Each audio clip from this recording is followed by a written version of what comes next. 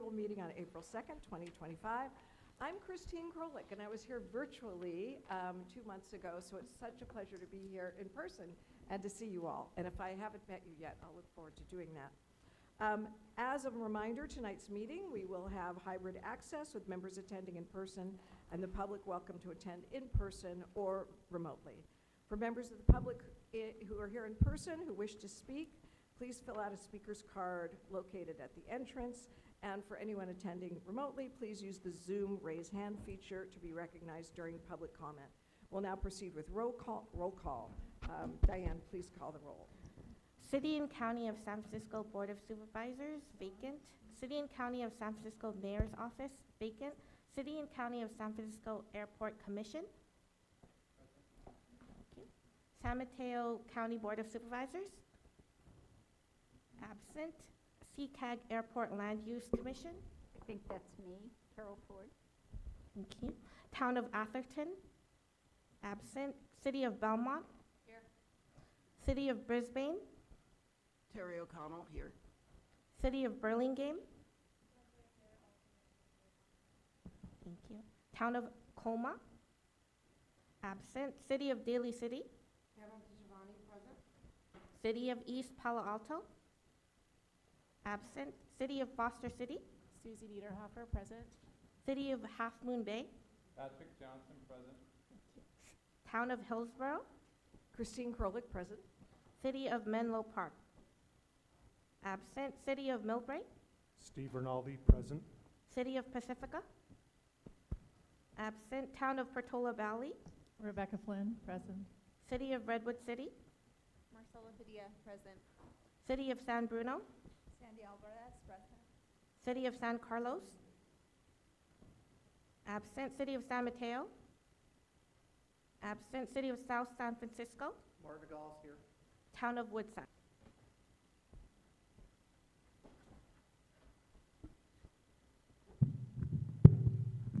I'd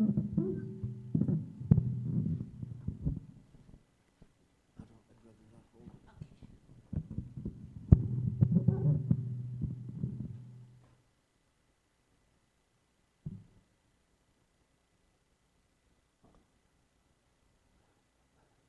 Good evening. I hereby petition you all again, redress of grievances. My mom signed her rights away, navigation easement, August, September 1995. No work was ever done on the house. In 2015, at the June meeting, Bert gave Vice Mayor Mark Adiego the material that showed Mom signed her rights away and the work was done. Mark turned it over to the city attorney. Nothing ever happened. The city attorney stonewalled both of us. I'm a disabled veteran from 2 wars. I'm rated 10% tinnitus, recently added hyperacusis, ignored as the hearing loss of ADDB at the higher frequencies. VA lately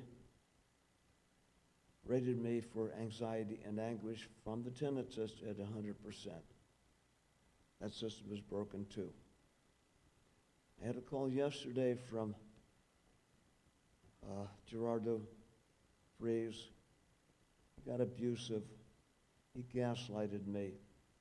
I hung the phone up. He called me back. I answered, never call me again. This abuse has gone on for a long, long time. South San Francisco is a terrible city for seniors, disabled veterans. I've not been able to move this forward.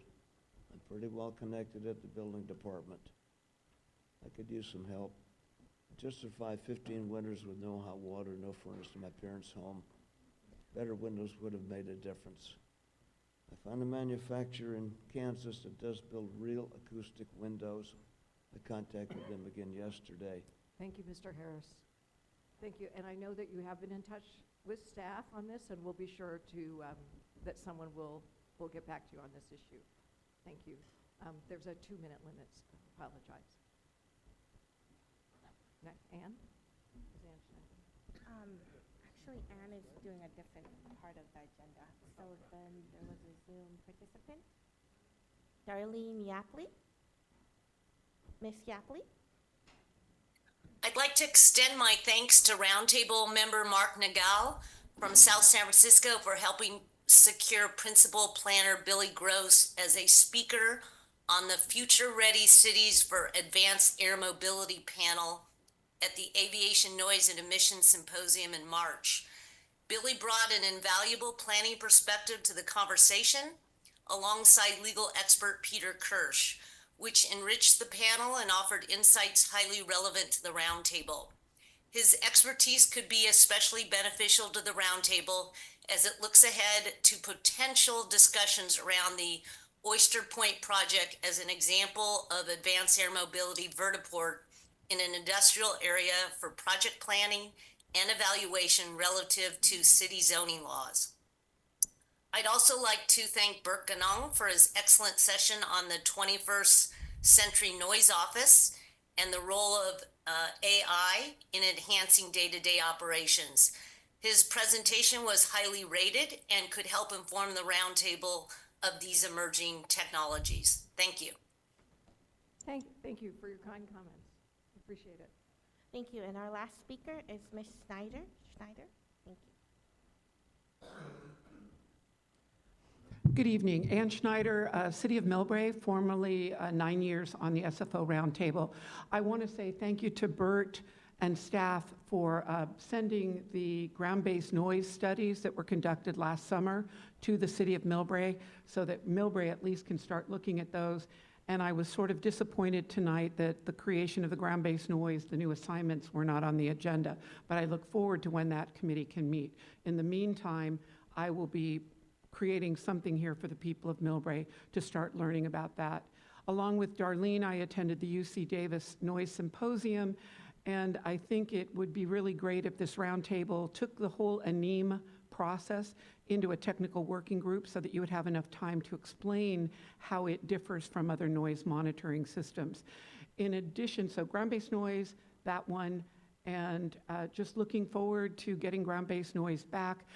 I am taking now that I'm retired, I'm taking a GIS, a Geographical Information Systems course at Skyline College, and my first map was looking at a map that used to be part of every packet that you received, and that is the noise contour map. It took me some working to find it in the SFO website and in the county. The map, which I do not have a copy of but will for your meeting in June, is put together by the County of San Mateo, but it clearly is using data from the noise monitoring systems. As a geographer, there's some mapping inequalities in that, some things to fix up, but it clearly shows that when you look at it, it shows that there is no noise in Millbrae, and only 3 houses in Millbrae fall within the 65 decibel contour. And in my beginning, my first 3-4 years, I accepted that. I do not accept that. It is not a true thing, and again, it's now with my classmates in GIS looking at that map that it is not a pure and an honest representation of noise because the FAA does not look at noise behind the runways. So I encourage all of you to start thinking of noise behind the runways, and that's what GBN could be looking at. So I look forward to that happening. Thank you. Thank you, Ann. Thank you. And last speaker is Zoom caller GF. They're just named GF. Welcome. Yes, good evening. This is Gerardo Frias from the San Francisco International Airport. Just wanted to comment very quickly on Mr. Harris's remarks. It is incorrect to say that in a conversation that I had with him yesterday, that I abused him. I don't know how he characterized the conversation. I called him very professionally to tell him that we had heard about his interest in the airport's noise insulation program, and I wanted to offer some information about the program and the windows that are offered, etc., to which he responded very unprofessionally. He yelled at me and he hanged up on me. So anyhow, I try to be very professional, and I'm here available to provide any clarifications he may have about the noise insulation program. And just wanted to make that statement to the group here. Thank you. Thank you. Thank you. There are no other speakers. Thank you. All right, so Mr. Harris' staff actually is trying to help, so hopefully that will come to fruition before the next meeting. Next, we will move to set the agenda. Is this on? Okay, and approve the consent items. On today's consent calendar, we have approval of the SFO Community Roundtable minutes, an information update on the status of fiscal year 2025-26 work plan, the SFO Airport Directors Reports, and finally, the FAA IFP gateways for the months of January through March. Do we have any members who would like to pull an item from the consent calendar for separate discussion? Through the chair, I would like to pull item 7 for further consideration. All right, thank you, Vice Chair O'Connell. We will pull item 7 for discussion. Are there any additional comments from members? And are there any public comments? Does any member of the public wish to comment on items 5, 6, or 8? There are no public comment at this All time. right. Seeing none, is there a motion to approve items 5, 6, and 8 on the consent calendar? So, Thank you, Pam. Is there a second? second. Thank you, Sandy. Second. All in favor? Aye. Aye. Any opposed? Any abstentions? All right. Yes. Okay, so 1 abstention. All right, thank you very much. All right, we will move on to item 7. So Vice Chair O'Connell, did you have a question on this item? Not so much a question, but asking for an explanation.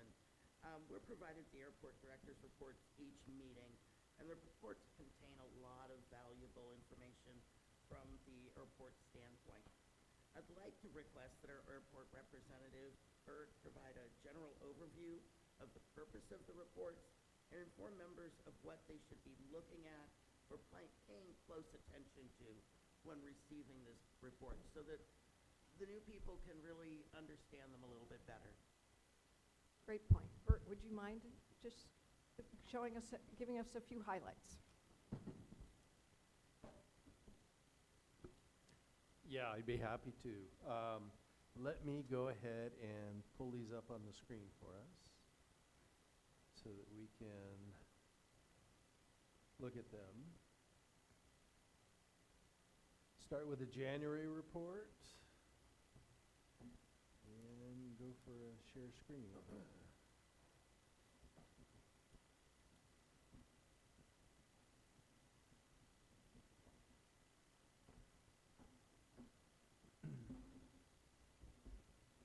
Okay, so the my opinion, the entire report is important and worthwhile and good.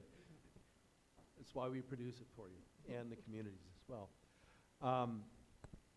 Many of the things within the document itself are items that are based on the, sorry, I'm trying to move an item here and I'm not succeeding. Okay, here we go. So, looking at this, we're looking at noise events. So we talk about in our noise rules and regs that we will attempt to make sure that we monitor and report back on noise. This is what this is. The chart on the right, and this is going to be a whirlwind coverage, by the way. So we're looking at, after being asked by the community to display and above, number of events above a certain level. So this is how many events above 55 decibels. When you look at the past 4 quarters here, you can see based on the icons for Site 1, the trend, and all the way through Site 29. The growing rings here and darkening circles here, we're measuring what the number above a certain decibel level is. So right off the end of runway 28 is above 85 decibels. We know it's loud and we show it here. You know it's loud and you're being seeing it here. So the other ones, the further you get away, the less loud it is, or the less intrusive it is. Now, we talk about significant noise exceedances caused by aircraft.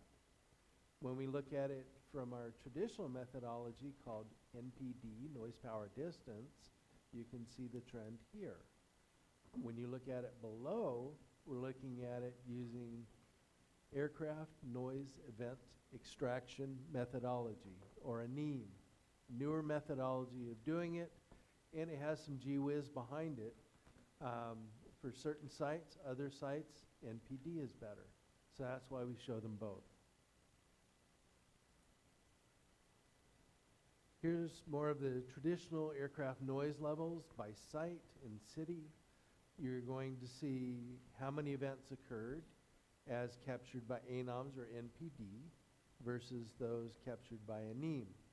The NEAM numbers typically are much higher.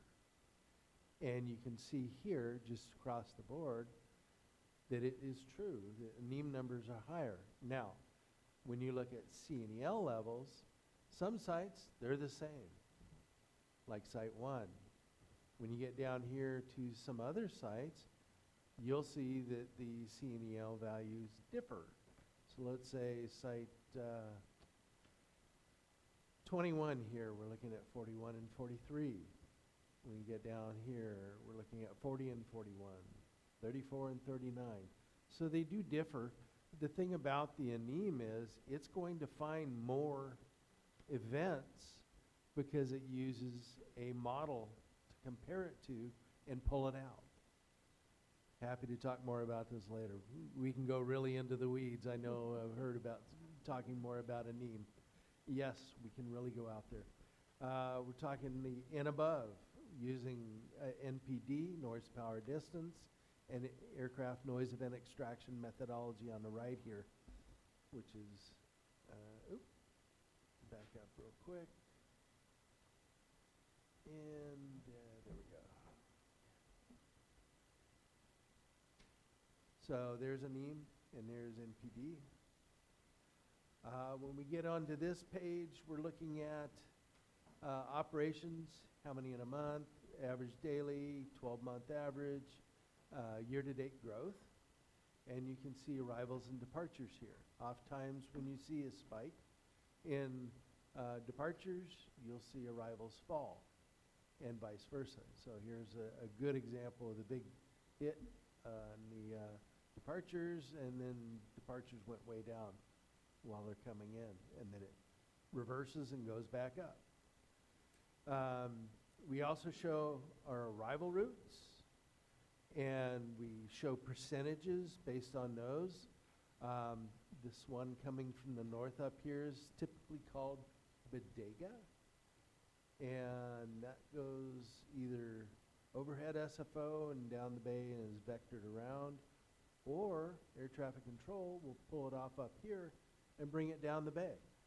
And we show that here on the down the bay versus peninsula, and we talk about what the percentages are for the Bodega arrival versus the down the bay visual. Air traffic control does not like the down the bay called Bodega East. So please, we try to work with them and make sure that that education point is made. We also talk about airlines with the most operations, percentages of aircraft types, wide body, narrow body, non-airline, most utilized aircraft, 737s, A320s, Embraer 170s, Boeing 777s, all the way down to the CRJ2. We talk about daily aircraft operations. And then we get into runway usage and nighttime operations, which are more items that we're supposed to be monitoring. How many use which runways given times of day, night versus day. The night you can see up here is 10 p.m. to 7 a.m., the percentages. And then we talk about our, let's go back to that one. Run-ups, that's an important one. So people want to know how many aircraft noise run-ups happen. A run-up is basically what your mechanic does when you take your car in and they fix it and they take it around the block to make sure it works like it should. The aircraft mechanics do that. So they take it out and run the engines up and make sure the repair has been made properly. And we have a few sites on the far side of the airport out here. You can see the terminals over here in the tower. These are out on the bay. And we have another one for when the wind's blowing the opposite direction. And then we have hourly nighttime operations broken out from midnight to 5 a.m. The noise reports, we report those by individuals, noise reporters, and the noise reports. So you may have a city that has, I don't know, let's look at Brisbane real quick. Has 10 people reporting 1,367 aircraft.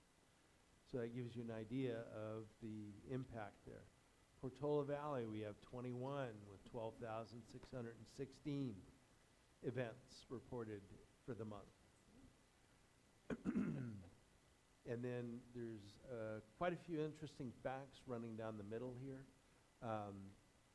Annual reporter average, the reports average, new reporters for the month, new reporters top city, the furthest report, quite a few different things, and the top aircraft types that are disturbing people. And the big one, a lot of people like to come right here, which flights are really bugging people.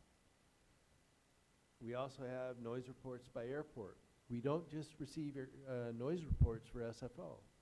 People use our hotline and report everything to us. So you can see it here, the breakout. Thank you. And then the last page real quick is our night hush measurements that we do on a monthly basis, where you can see how often the flights are able to stay over the bay or on a non-peninsula use. Thank you. Great. Thank you. Thank you very much, Bert. That's so much information, and it's great to have you kind of walk us through it. And thank you, Terry, for the great question. Are there any public comments on item number 7? There are no public comments. Seeing none, do we have a motion for, we have a public comment.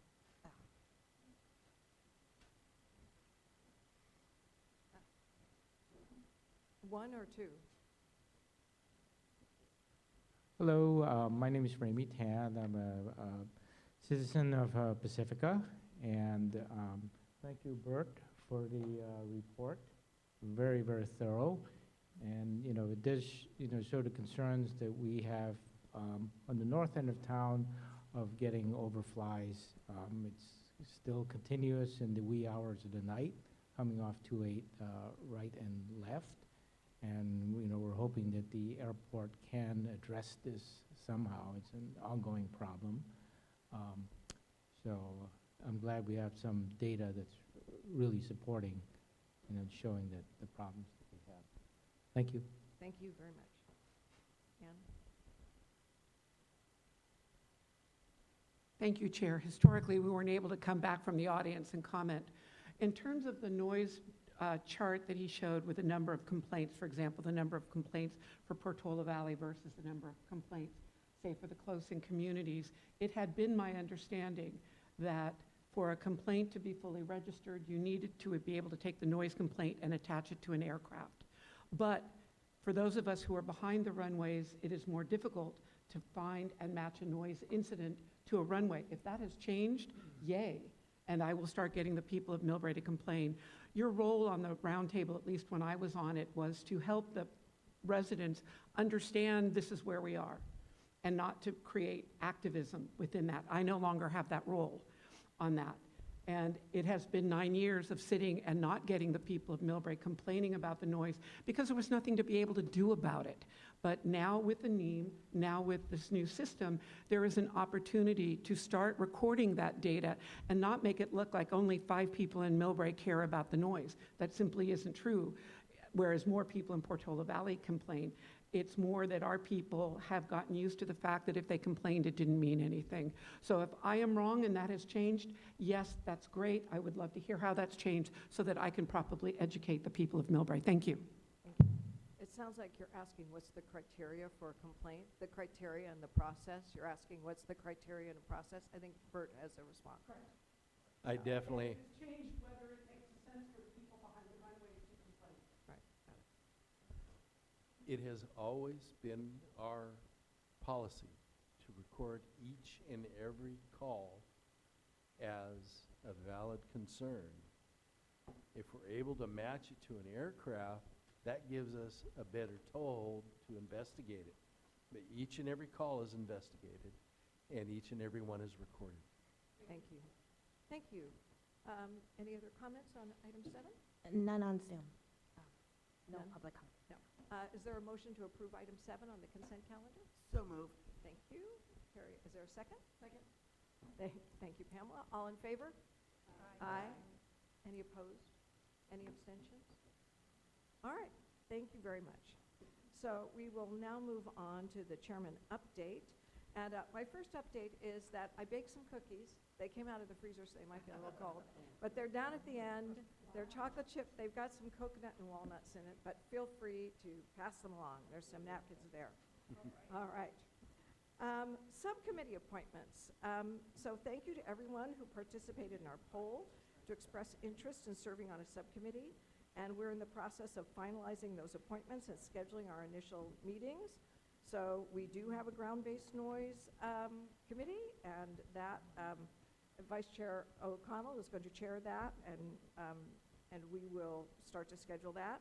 And our first technical working group meeting, we still need a few more people on that, so I may be reaching out to a couple of you. The legislative subcommittee, we have Mark Nagalis, thank you very much. We have Andrea Papajohn, Desiree Thayer is sitting in for her tonight, and Pam Giovanni from Daly City is going to roll over. So, and I'm going to chair that ledge committee. So we'll set up our first meeting. As a follow-up to a request made by our Supervisor Spirit, our February meeting, we've extended invitations to local, state, and federal elected officials to attend roundtable meetings. So it's really essential that we get our electeds engaged in this process. So Vanessa wrote a great draft letter that I was happy to sign, and we got that out. And I want to note that the fiscal year 25-26 draft work plan has been developed by staff, and that will be reviewed and vetted by the TWG, the technical working group, before being brought forward as a recommendation to the full roundtable. And that will be brought forward for approval in our June meeting. So thank you, staff, for your work on that. So now we will proceed to our regular agenda. And I'm so happy to introduce Mike Nicorntat and our airport director. And this is the first time in this since you've taken the position that you've been here in person. So please welcome Mike. As you may know, he was at SFO and worked with Ivor for 12 years and then went over to Denver for 4 years, and now we are just thrilled to have him back. So, so I'm going to turn things over to Mike for the airport update. Thank you very much for the introduction, and thank you as well for the cookies. It stopped one spot before me, and I was really looking forward to eating that. So I'll wait until after my You'll have to address. sing for your supper. That's yeah. right.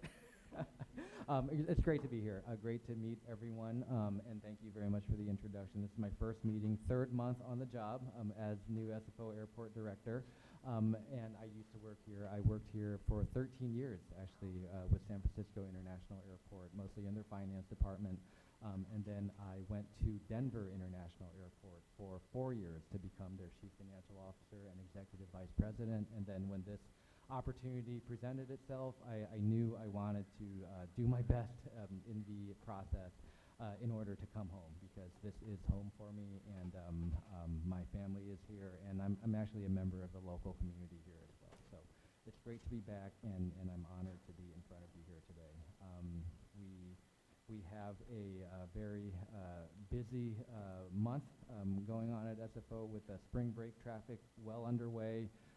It's not quite the peak season yet, as you know, because our peak is usually in the summer from June, July, and August, but it is getting busier.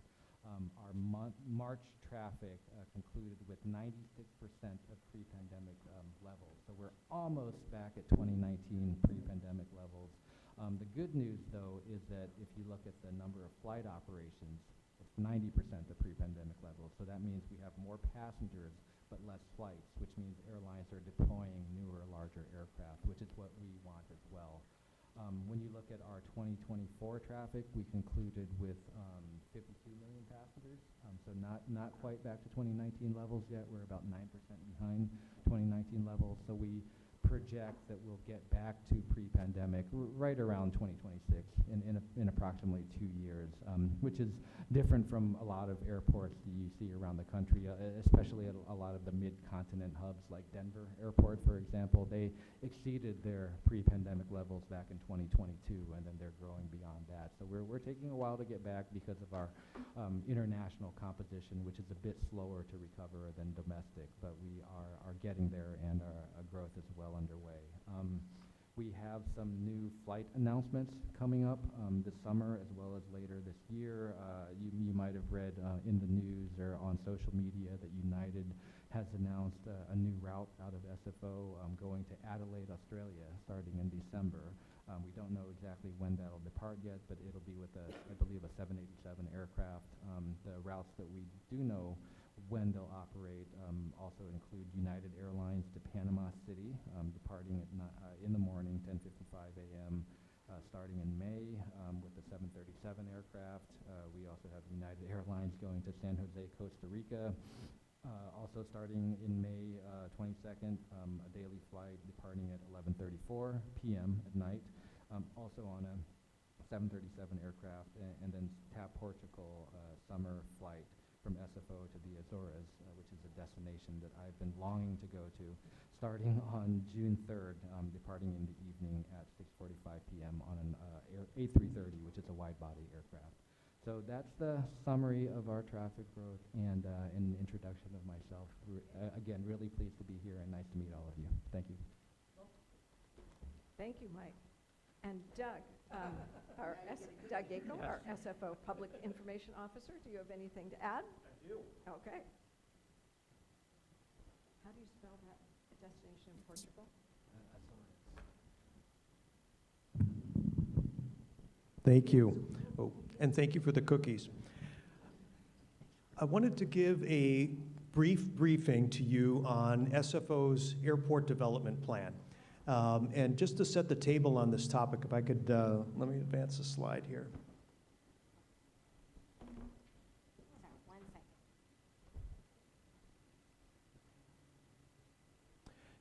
Just for a little background on this, if you were on the Roundtable back in 2019 or on your city's city council back in 2019, you may have already heard this presentation.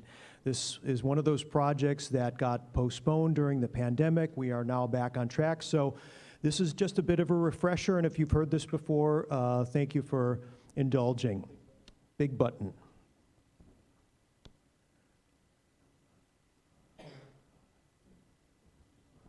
Sure thing.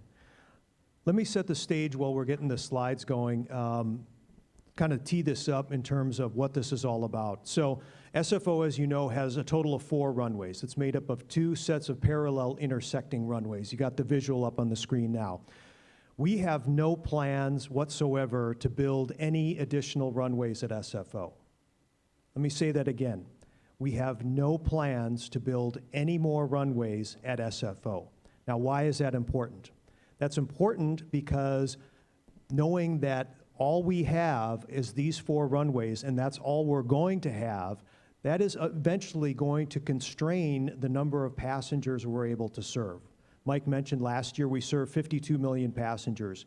We think that the maximum that we can serve with this existing runway configuration, which, as I just said, will not change, is about 71 to 72 million.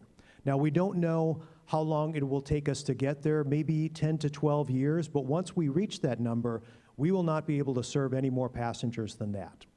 So the airport development plan is really designed to answer the question, what else do we need to do with our airport on the way up to that number? What else do we need to do with our passenger terminals and other facilities to make it ready for that maximum of 72 million passengers that we plan to serve? And okay, so the airport development plan is an update to the airport's old master plan, which created a lot of the facilities that you know now at SFO, the international terminal, many of the other facilities. The airport development plan is a long-range planning study, really guides the future development of SFO. what is in the ADP, the Airport Development Plan. It forms the basis for environmental review. It includes proposed terminal, roadway, and support facilities. These are all hypothetical right now. None of these are actual projects yet.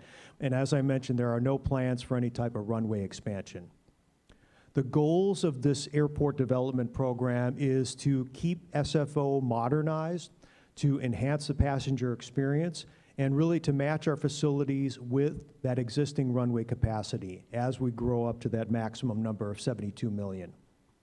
What the ADP will not do, it will not change our runway configuration or flight paths. It will not change how aircraft take off and land at SFO. It won't expand the footprint of our airport property, and it won't, as I mentioned, increase our runway capacity. Now, there are a host of proposed theoretical projects, from other parking garages to support facilities, but I just want to take you through a couple of the bigger potential projects that could be included in this airport development plan. One of them is a reconfiguration of our international terminal. If you're familiar with the main hall, you know that right now there's a security checkpoint on either side of the international terminal. By now, we've connected all of our concourses post-security, so maybe the next step in a potential project might be to create a single centralized security checkpoint in the international terminal. Essentially, take the back portion of that main hall and make that post-security so that people walk up to the center of it, they go through security, they make a left or a right, adds more flexibility, reduces the staffing requirements at checkpoints, makes better, more efficient use of our facilities. Another potential project, we really don't have much room to grow. You know, we're bounded on one side by Highway 101 and on the other side by the bay. If we were to build an additional concourse, about the only place we could really fit it is jutting out from where the BART station is. You'll see it highlighted in blue in this. We might call this boarding area H. We have letters A through G already. This might be the only place if we wanted to add a few additional gates or potentially extend the length of some of those other concourses that you see in that image. Another project we're looking at is the main central parking garage right in the donut hole of our airport layout. You know, there's a parking garage there right now. It's about 45 years old. We've already changed how we use it. As you know, the top floor now is where Uber and Lyft do our pickups, and we want to further develop that facility. There's probably going to be a need to make it into something multimodal that can accommodate the evolving trends in how people get to and from SFO. So that's probably another project that we might be looking at. In terms of timeline, as I mentioned, we were originally looking to go through the planning process back in 2019, and then the pandemic obviously put a pause on this, but we're back in the process now.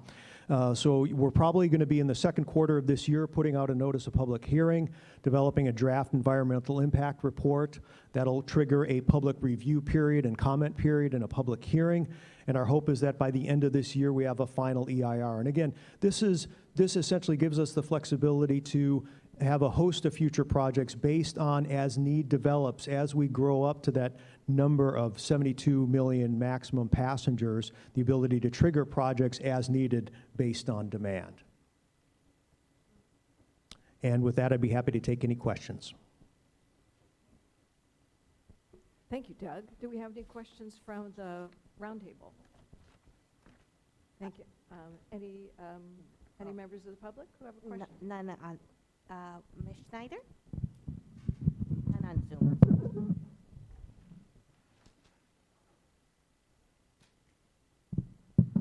Ann Schneider, Millbrae. I served on both this committee and now I serve on the Bay Area Water Supply and Conservation Agency. In both cases, these boards that represent the water agencies of the cities don't get a lot of say in San Francisco's land use development in San Mateo County.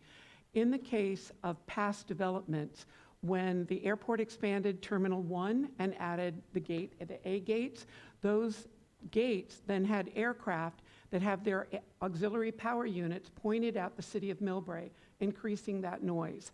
When they moved the international terminal, and I'm now collecting the old historic maps for a historic record, the airport used to be way out there, and it was the county of San Mateo that gave the land of Millbrae to create the airport and then tore down Millbrae's hillside to create that runway there.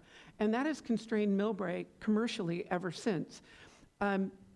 when you look at this land use plan, and I'm not sure that the Airport Roundtable gets to have any say on it, but the City of Millbrae will have to.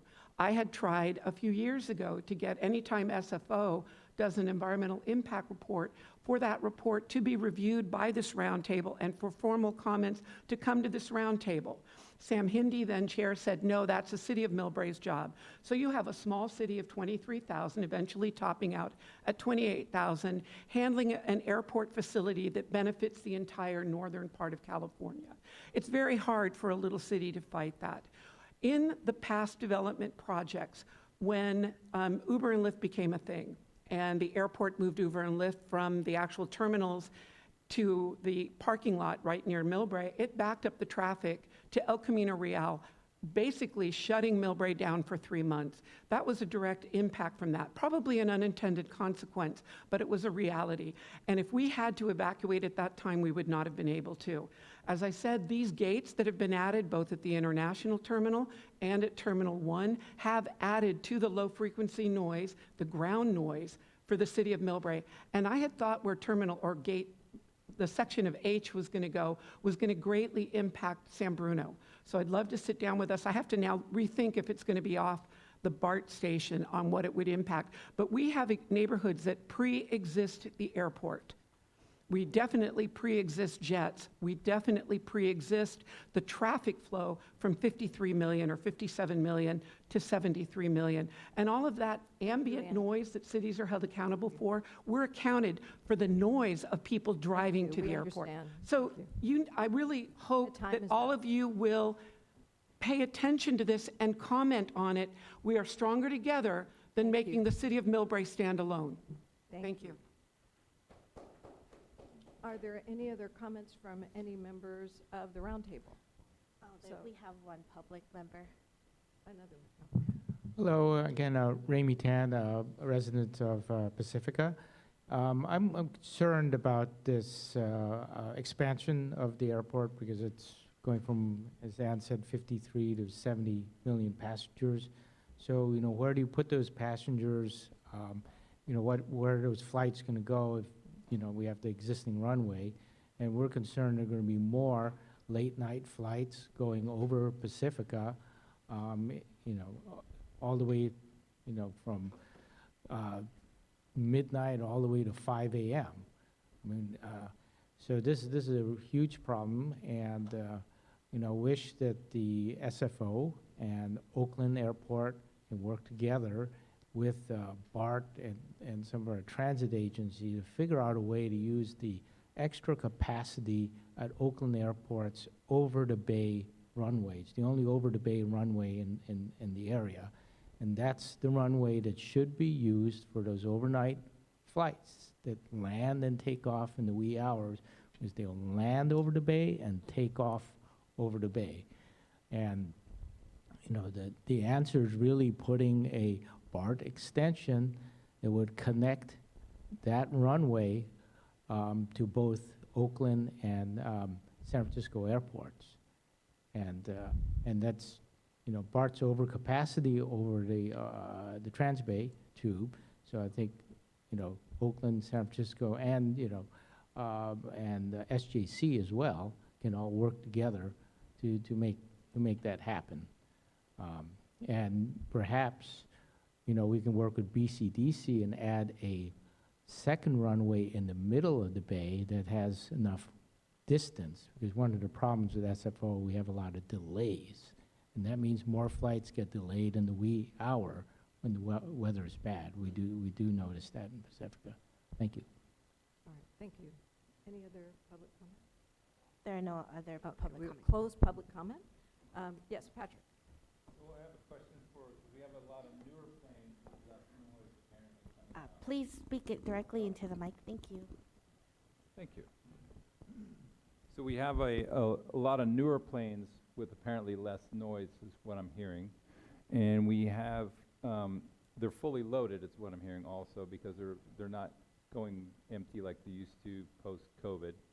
So on the noise level, when you have a fully loaded plane on takeoff, will that be louder or not as loud with the new design plane? I might have to turn this over to Doug or Bert to help me with this one, because I'm not the expert with the noise of depending on the load factors. But on average, you're right that we have a lot of 737 Maxes.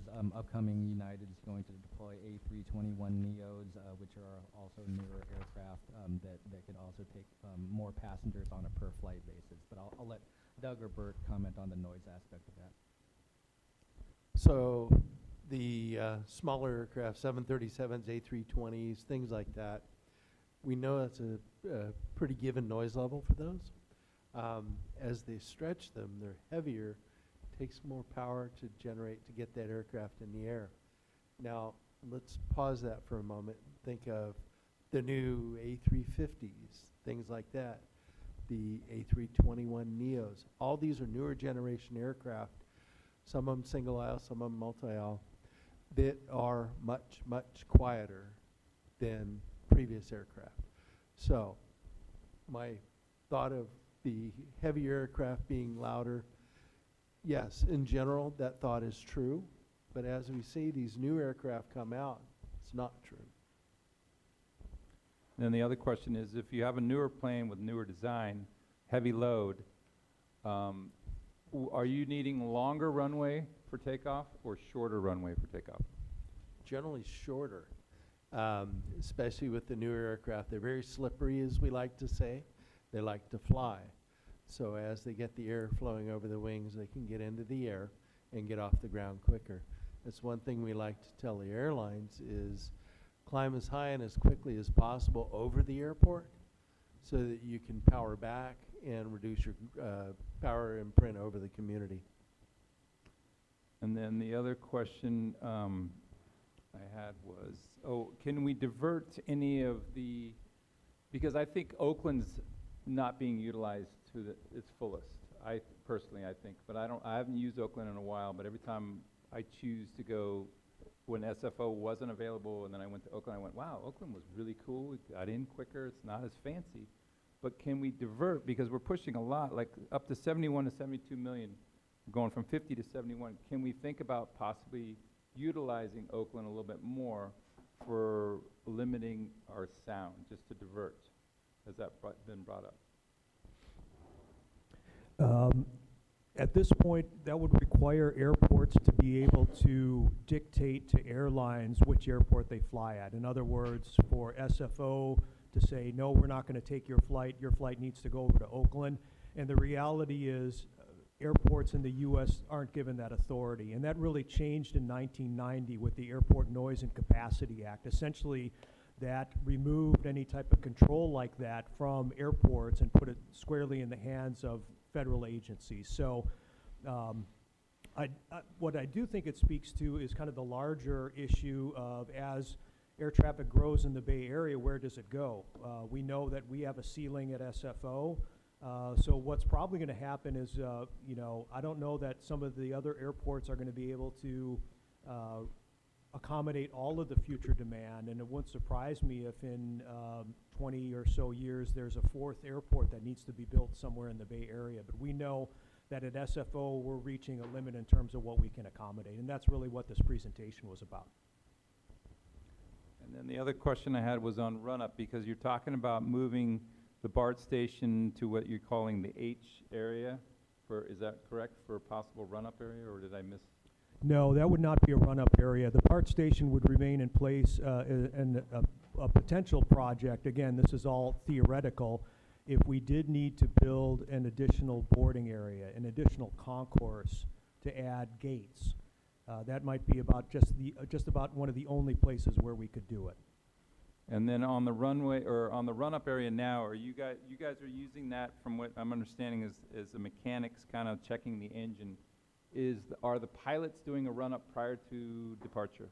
No, this is only during maintenance, and there's actually guidelines around when it can be done.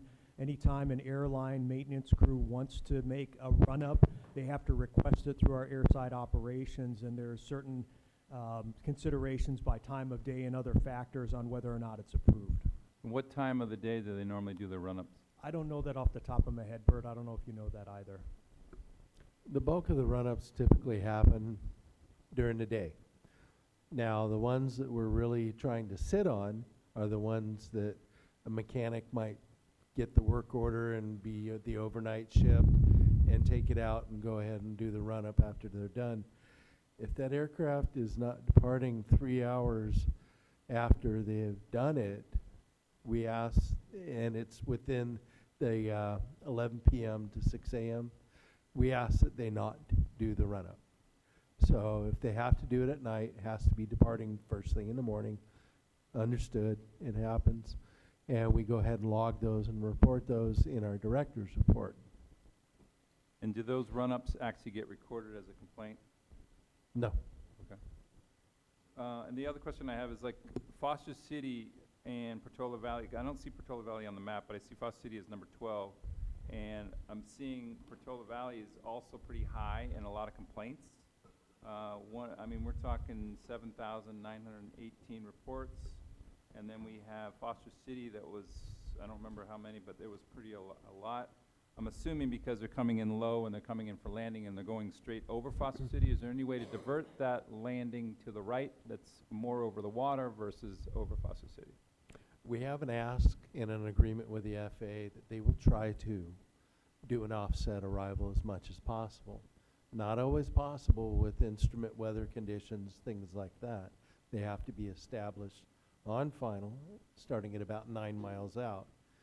Offset arrivals typically, again, are started about 15, and the aircraft will be offset and then do a left-right turn to come on to final, or be on the visual and just fly the diagonal in and turn just before arrival. So we do ask they do it. We kind of lost our conduit with the FAA at the moment. We're hoping to get it back soon, but until then, all we can do is make the ask and hope that they do it. We have some new programs that we're going to be putting on our website that do rate and monitor offset arrivals.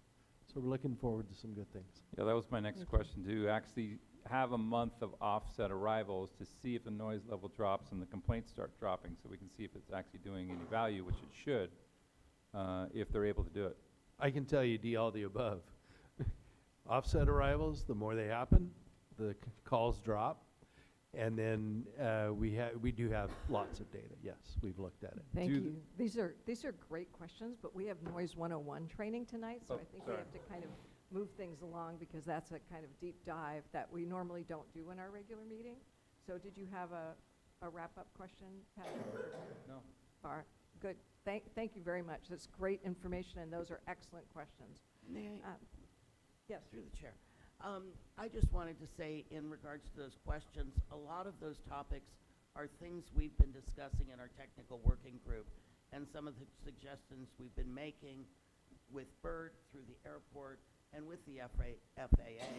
So it might be something that Patrick would be very interested in joining in, either as a member or as a participant in our technical working groups, Great because suggestion. We'd love to have you those- on that group. a lot of those things are things that we discuss and look at what kind of changes those particular things would make to our consumers on the ground. Great suggestion. Thank you. And I hope you'll consider that, Patrick. All right, so Noise 101 training. So this is, it's so valuable with so many new members joining the roundtable. And I already told Desiree, she's an alternate, but she's going to get some extra training. Yes, Bert? I believe we forgot 8B. What did we forget? 8B, the noise office update. And that would be my item. I'm sorry, it's not on my script. Oh. So we have another update before the Noise 101? Yeah. Okay. I'll be real brief. Okay. I promise. Yeah, please do, because you know we have a lot to I cover do. in Noise 101. Trust me, I'm part of that show.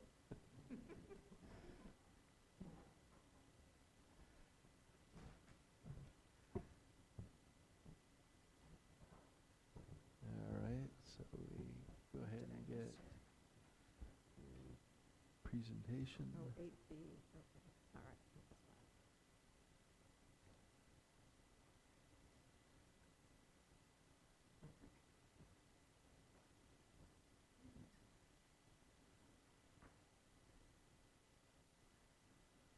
So, you know, Bert, I think I think you should just do your noise office update and go right into noise 101, because both of them are yours. Oh, definitely, yes. Okay, will do.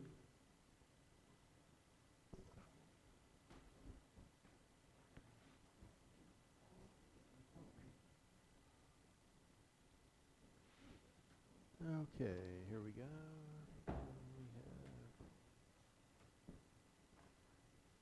And we have liftoff.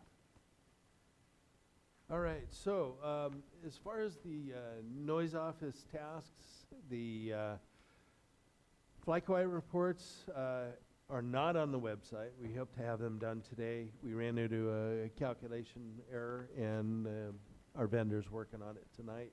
So I'm hoping to have that going up on the website tomorrow. The portable noise monitoring program, we're still waiting to review with the Roundtable.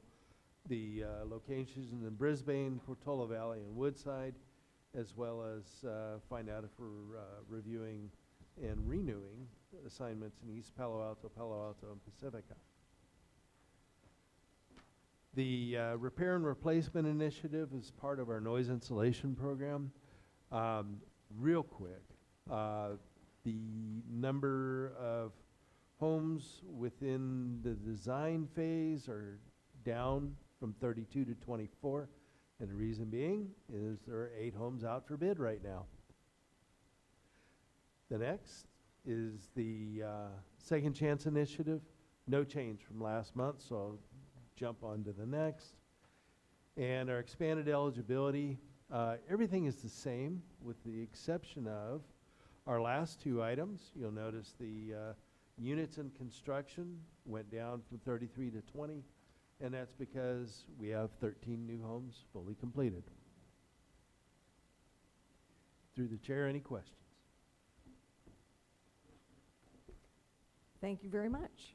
All right, I think actually, although you're part of Noise 101, you're not the first part, so I will turn things over to Vanessa. No problem, we'll stop share. Thank you, Chair. Oh, there we go.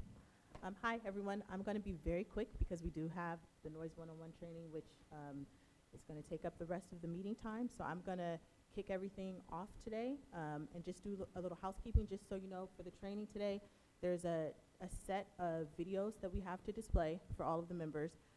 After we play the videos, there's going to be questions and prompts on the screen for us to discuss to kind of aid with the learning experience. And then when we conclude, the chair will take public comment, and then the training will be done. I just wanted to note for everyone that there is a full Noise 101 training videos on the Roundtable website. If any member wants to go through the entirety of the training, just let me and the chair know, and we can set that up for you as well. So, Diane, if you want to go to the next slide, you can go to next slide again. All right, so I'm going to start by providing an overview of the SFO Community Roundtable. I'll talk about who we are, what our mission is, and the partners we work with to achieve our goals. So although we all know that SFO is owned and operated by the City and County of San Francisco, it's located entirely within San Mateo County, so that directly impacts all of the surrounding communities. The Roundtable is an independent committee comprised of you all, elected officials, who represent communities in San Mateo County who are impacted by airport noise from operations at SFO.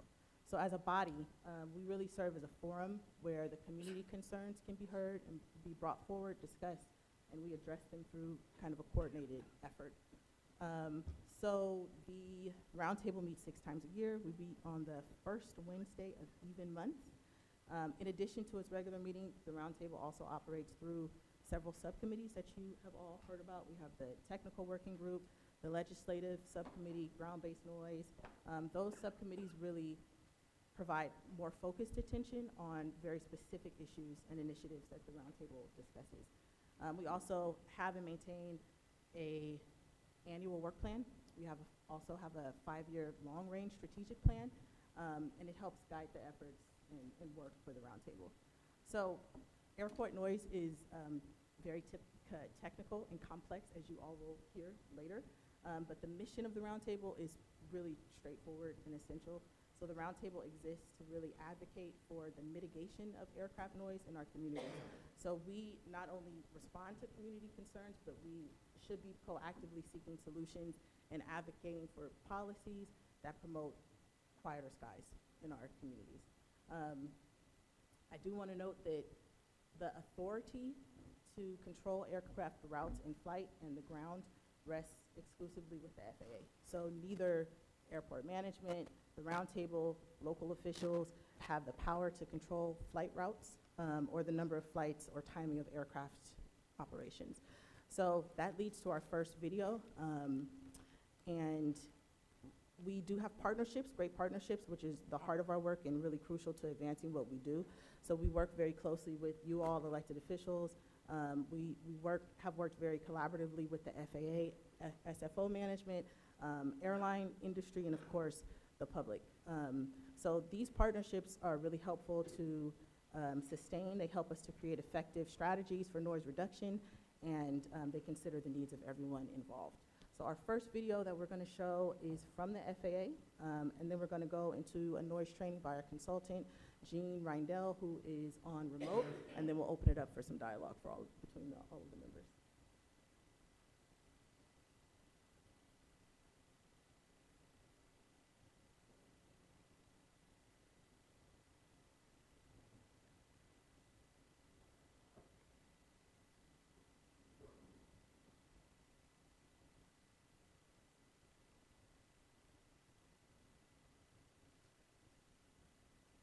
Just getting the sound on the videos.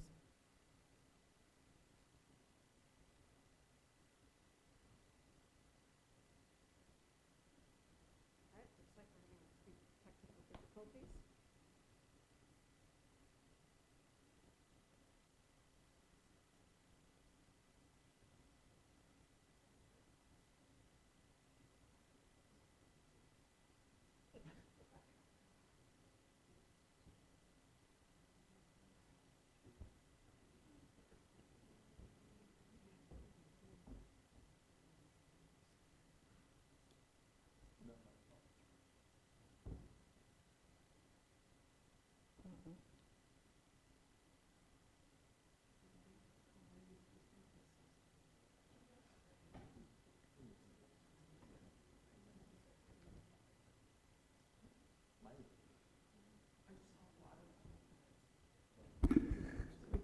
I'll go back to some dialogue. I skipped, in the interest of time, a little bit of an introduction. As many of you know, we typically conduct our annual Noise 101 training during a separate dedicated session. However, with so many new members joining the roundtable recently, we found it was important to take advantage of having everyone gathered today to provide this foundational training. We all know there's a steep learning curve for this committee. Our goal is to ensure all members, both new and long-standing, have a solid understanding of the core principles of aircraft noise, the regulatory environment, and how these issues specifically impact San Mateo County and the communities we represent. So it's especially valuable to get this oversight and these insights from both the airport and FAA. So we'll start with an overview of today's training, which will be comprehensive and highly informative. We will cover several key topics: an introduction to SFO Airport Community Roundtable and its role, which I think we just heard from Vanessa. We will hopefully watch a video from the FAA providing information on air traffic and flight operations, and we'll be provided a detailed explanation of the fundamentals of aircraft noise from our HMMH consultant, and he is also online. The presentation will conclude with an overview of noise conditions and management efforts at SFO. So that is our more thorough introduction. If we don't have the video, can we go right to our consultant? Is Eugene on? Yes, Eugene is on. So if we're having trouble with the video, should we go to Eugene? Gene, are you on? I am on and available if you have the presentations ready. Yes, we're working on the audio. Right, so I think we saw the same issue with the audio. Okay. One moment.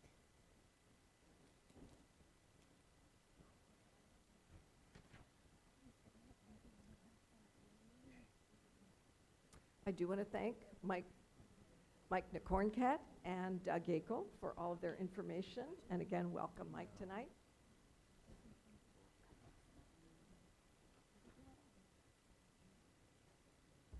Sorry, I have an audio problem.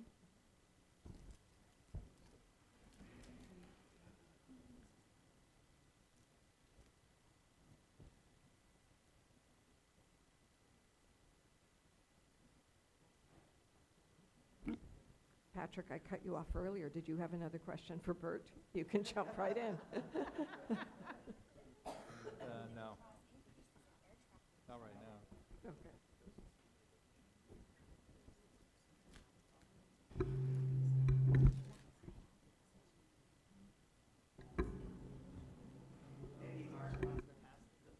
Oh, yes, absolutely. I'm sorry.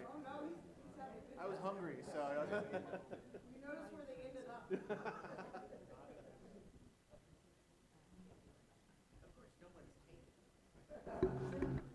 Don't worry, I ate a bunch for everyone on this side.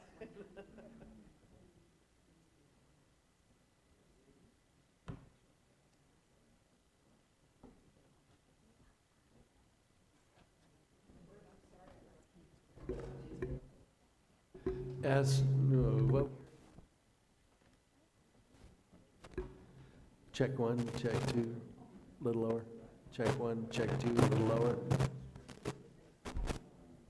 Check one, that's better. Madam Chair, yes, thank you, it's no problem. I was going to offer that if anybody did have questions, such as those excellent questions that Patrick was sharing with us, happy more than any time to answer the questions. I'll take a phone call, an email, conversations are great.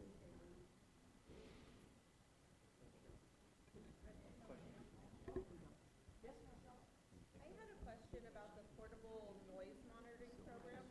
How, about the reviewing permanent portable locations, what is that process about? How are they selected? Could you talk about that a little bit more? Well, we have, 1, 2, 3, 4, 5 sites that we've done for quite some time. Woodside, Portola Valley, 2 in Brisbane, and then 1 in Palo Alto. And then recently, our portable noise monitoring subcommittee with the Roundtable gave us some additional assignments, Pacifica, East Palo Alto. And so we added those to the program. Well, we've done them for a while now, and we've gotten to the point where, are there other cities and other locations that we need to be doing? And so our thought was to bring it back to the group to have them say, no, we'd like you to keep doing those, or yes, why don't we toss all of those and start these? Or why don't we swap them out one at a time, oldest for newest? Whatever you'd like to do. We're open to anything.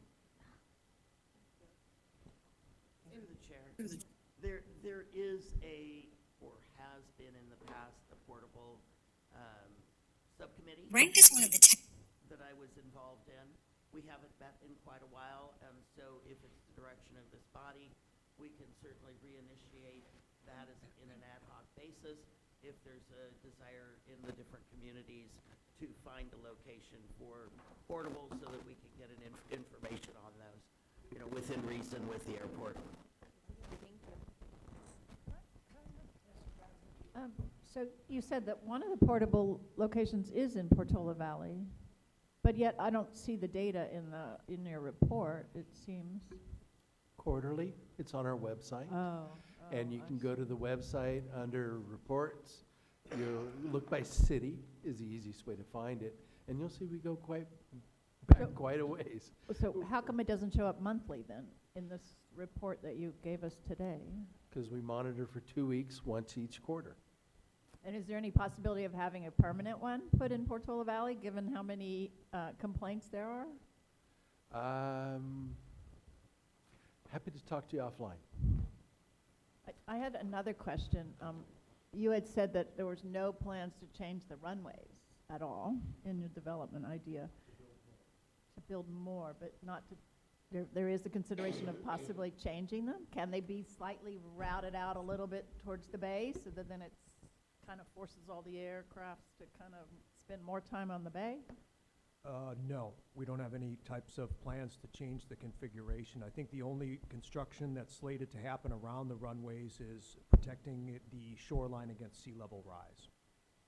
And then I'm new here, so I don't know all these things, but I always thought that when there's really bad fog, that you have to close one of the runways. Is that still the case, or is there now technology that allows two planes to come in when it's, pea soup out there? Technically, a runway never closed during reduced visibility, but really what happens is on a clear day, two airplanes can land side by side, and the reason they can do that is because the responsibility for keeping those two airplanes separated from one another rests on the flight deck of each aircraft.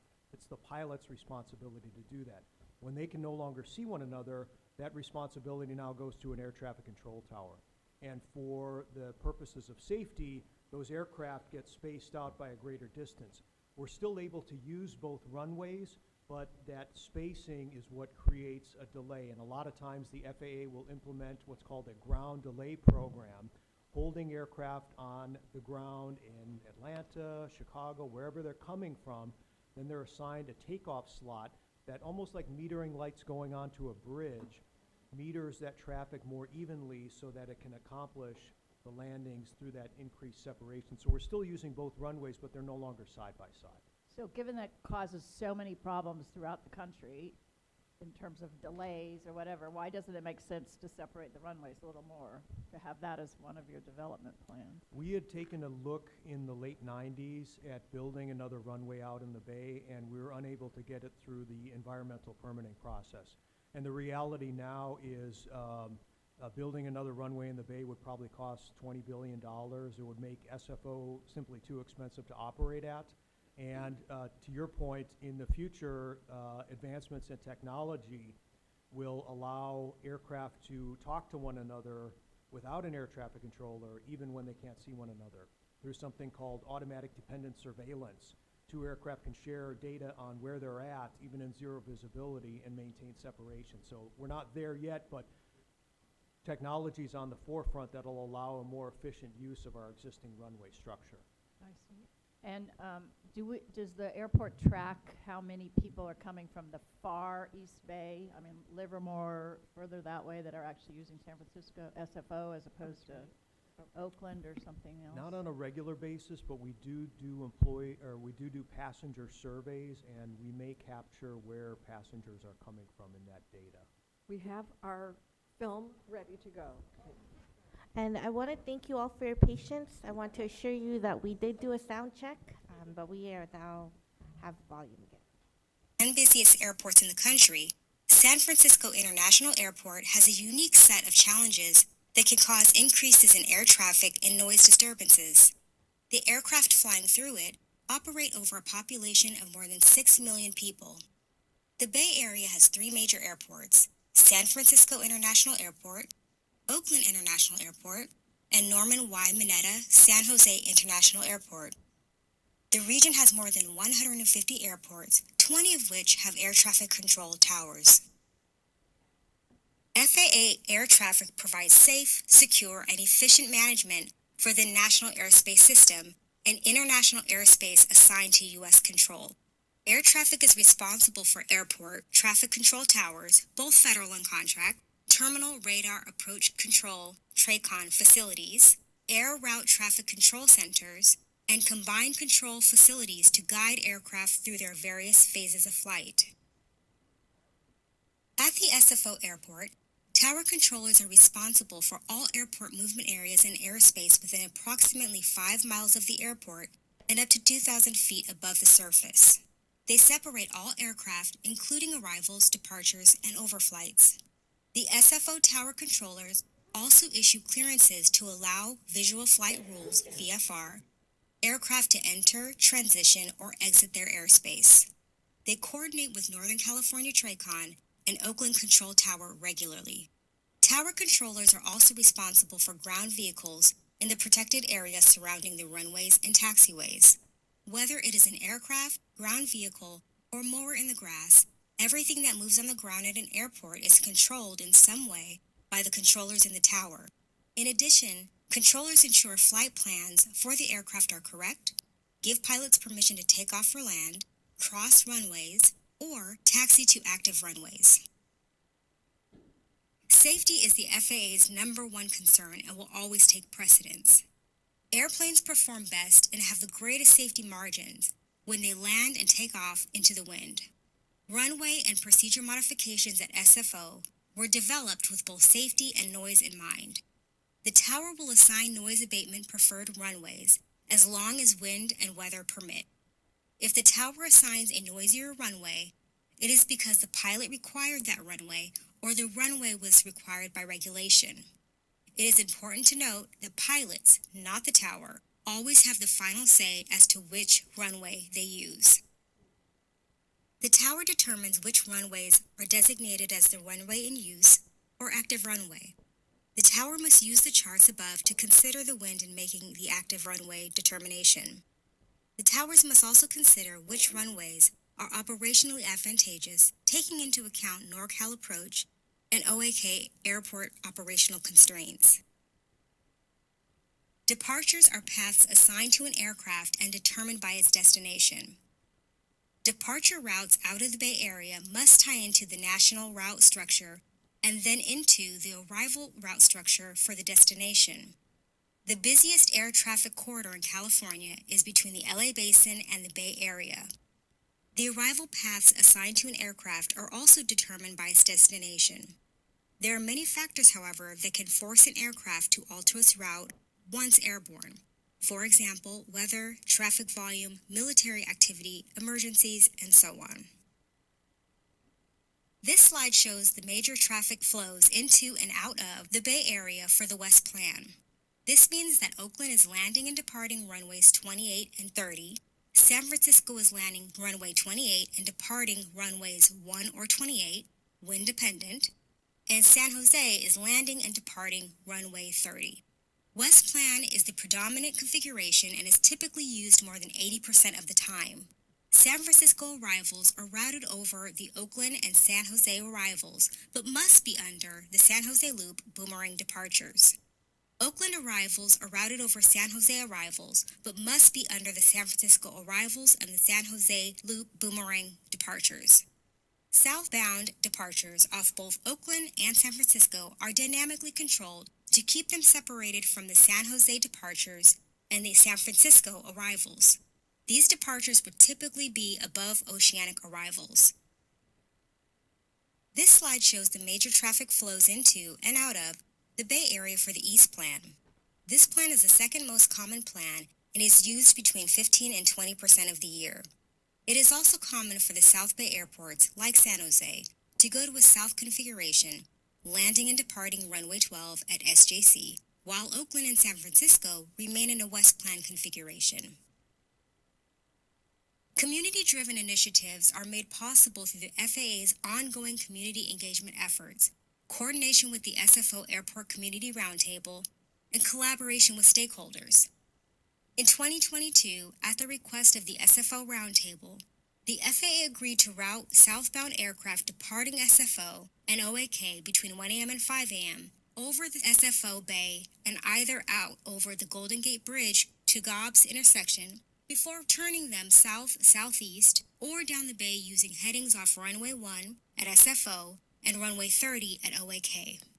This graphic shows the night hush procedures and some 120 degrees headings.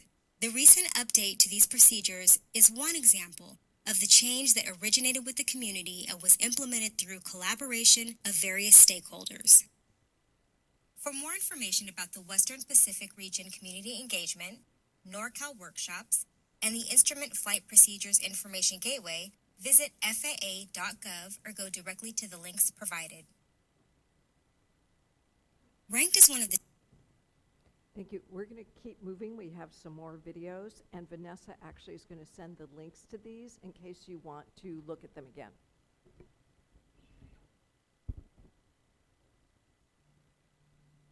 I'm Gene Reindell, Vice President with HMMH, which is a premier transportation noise consulting firm in the U.S. I'm also the technical consultant to the SFO Community Noise Roundtable, and I've been involved with the Roundtable since moving to Northern California in 1999. I'll be presenting on several topics in this session on aviation noise fundamentals, along with Kate Larson, who is our training leader and a senior consultant at HMMH. We will begin with noise regulations, both federal and state, then move on to discussing aircraft noise sources, sound propagation, and noise terminology associated with aviation. We will briefly discuss the pros and cons of measurements and modeling of aircraft noise and the difference between annoyance and land use compatibility.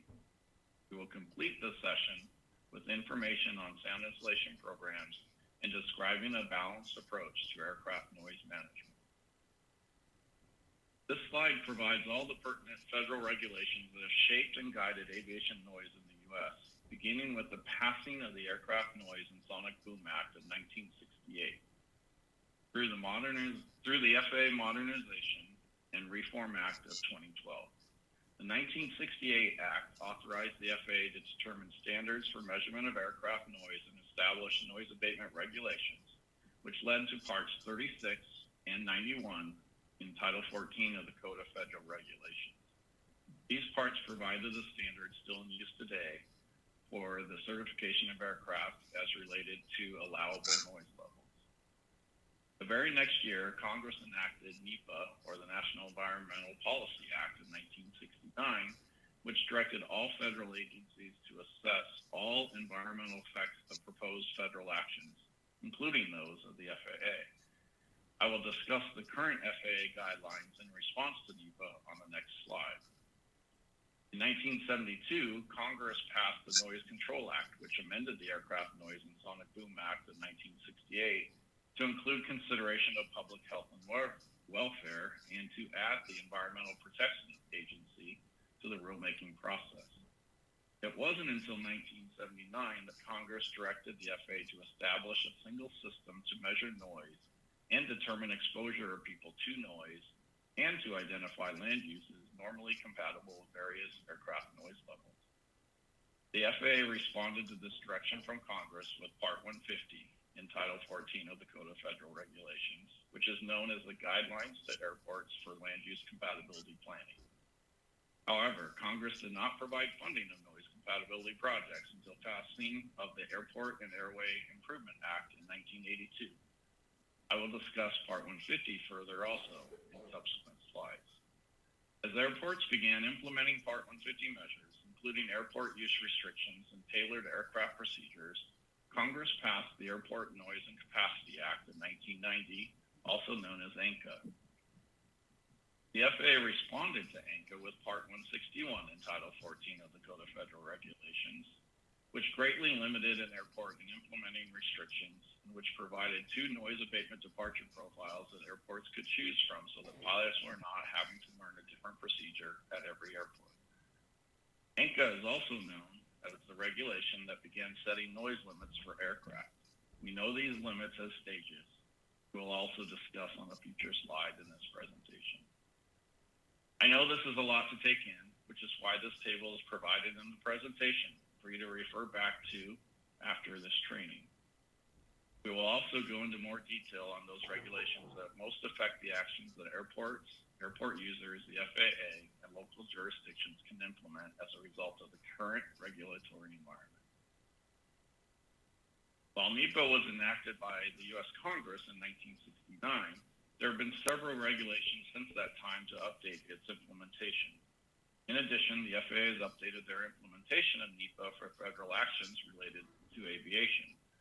This slide provides the current FAA guidance for the implementation of NEPA. Over recent years, there has been a lot of community concern with the FAA's use of CADX. There are 3 levels of environmental analysis at the FAA's disposal. The 3 levels range in complexity. The lowest level is a categorical exclusion, known as CADX.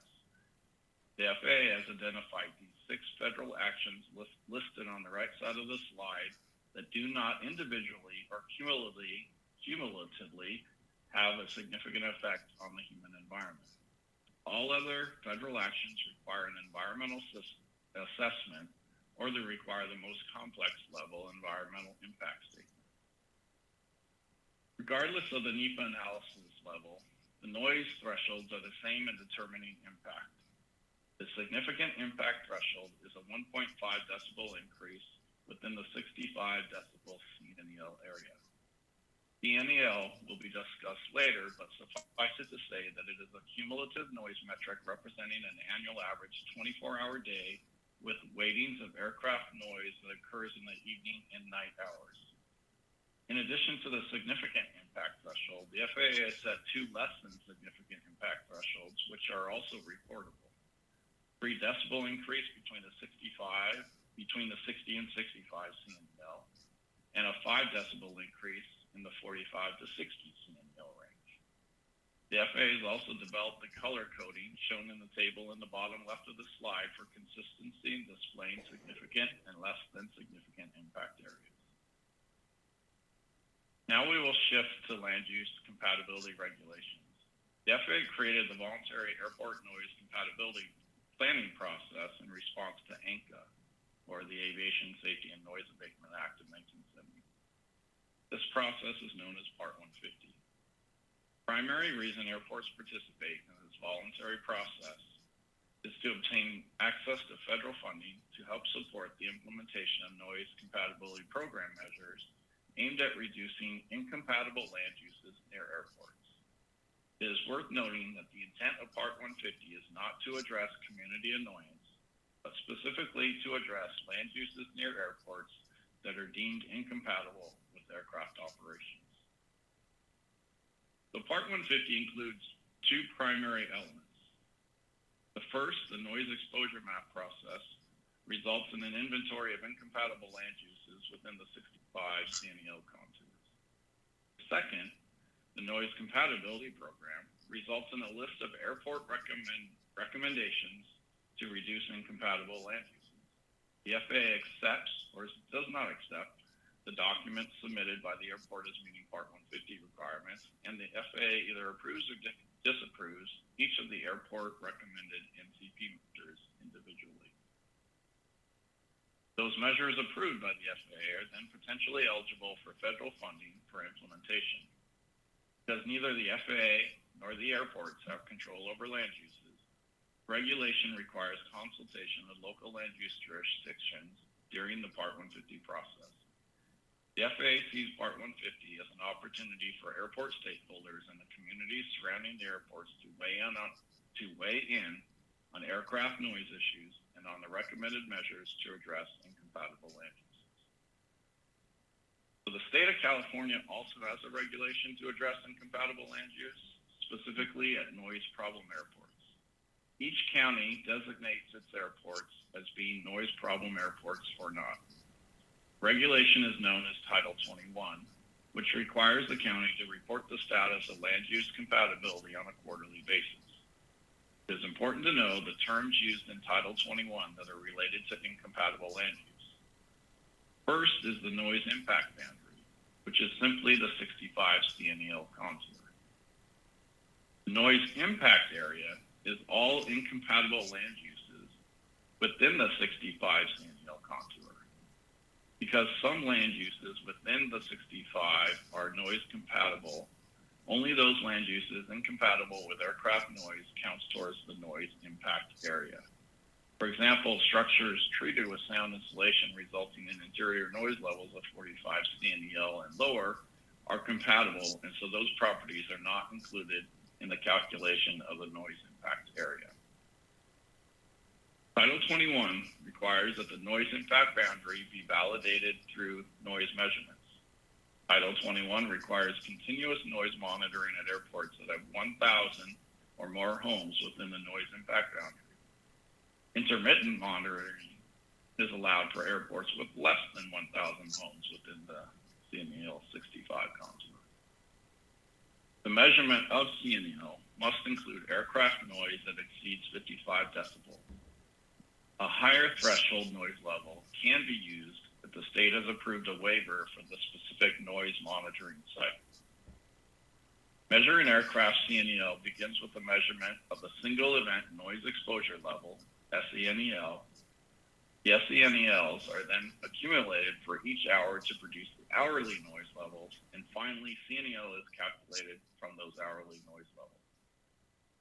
For county-designated noise problem airports that have incompatible land uses, the airport must apply to the state for a variance to operate. State may grant a variance for no more than 3 years at a time after considering issues such as feasibility of complying with Title 21, the level of noise impact, the value of airport services to the public, and whether the airport is making good faith efforts to address incompatible land uses. The greatest sources of noise at and around an airport are aircraft operations. This includes aircraft in flight which are departing from or arriving to the airport, as well as aircraft movements or idling on the ground. The ground noise concerns at SFO include jet engines at start of takeoff roll, jet engines while taxiing and queuing up for departure, auxiliary power units, which are abbreviated APU, at gates, and the non-aircraft noise of other service equipment on the field. The graphic on the left side of this slide displays how federal noise regulations and technological improvements have changed aircraft noise over the last several decades. The small open shapes represent the manufacture dates of specific jet aircraft types. The placement of the shapes is relative to the horizontal timeline marked with the years 1960 through 2035, and to the vertical scale on the left side indicating relative noisiness. The relative noisiness is color-coded in the bands which correspond to the aircraft's stage certification, which refers to the ANCA regulation Jean mentioned earlier. Stage 2 aircraft, the oldest and noisiest aircraft shown on this graphic, have been completely phased out of service. As of 1977, all newly manufactured aircraft met Stage 3 standards. As of 2006, all met Stage 4 standards, and since 2017, all must meet Stage 5 standards. The vertical axis is labeled as the cumulative decibel difference in relation to Stage 3 limits. Stage 5 certification standards are at least 17 decibels quieter, with some aircraft achieving cumulative reductions of 30 decibels or more. It's important to understand that aircraft stage certification merely indicates that the aircraft type met the noise limits in place at the time of certification. As shown in the teal area of the graphic, some aircraft types that were certified as Stage 3 or as Stage 4 at the time of manufacture also meet Stage 5 noise limits. Therefore, while there are aircraft certified as Stage 3 or 4 still flying today, some of them meet Stage 5 requirements and are no louder than aircraft certified as Stage 5. The stages do not necessarily indicate the relative loudness. The graphic on the right shows noise footprints for selected aircraft types. Each of these footprints graphically show the noise of an arrival from the left of the page and a departure to the right. A bigger footprint is a louder aircraft. The image at the top is a Stage 2 Boeing 727. The second image is a 727 retrofitted to meet Stage 3 standards. And the third is an MD-83, which is an aircraft certified as Stage 3 that does not meet Stage 4 or Stage 5 noise limits. The remainder are aircraft certified as Stage 3, 4, or 5 from top to bottom, most of which also meet Stage 5 standards. Most operators have retired the retrofitted Stage 2 aircraft and the noisiest Stage 3 aircraft, which is why the General Accounting Office has recommended not phasing out Stage 3 aircraft, as was done with Stage 2 aircraft. Acoustics is the branch of the science of physics that deals with sound energy. This slide and the next few that follow explain some of the physical aspects of acoustics that mostly affect ground noise sources, such as aircraft operations on the airfield. Sound travels from a noise source, which in this case is aircraft, to locations of concern known as receivers. As the sound travels or propagates through the air in free field conditions, it decreases by 6 decibels every time the distance doubles. That decrease is actually somewhat greater due to the effects of atmospheric absorption. When the noise source is on the ground, there can be sound reflections that change the quality of the sound that is transmitted. Soft ground, such as fields, absorb more sound than hard ground, such as pavement or water. Sound propagation is also affected by weather conditions. When the air close to the ground is warmer than the air in the atmosphere above, the sound waves can bend upwards, reducing the sound intensity to nearby receivers on the ground. However, during a temperature inversion, for example, as the day's warmth rises at night, the sound waves can bend downwards, seeming to amplify the noise.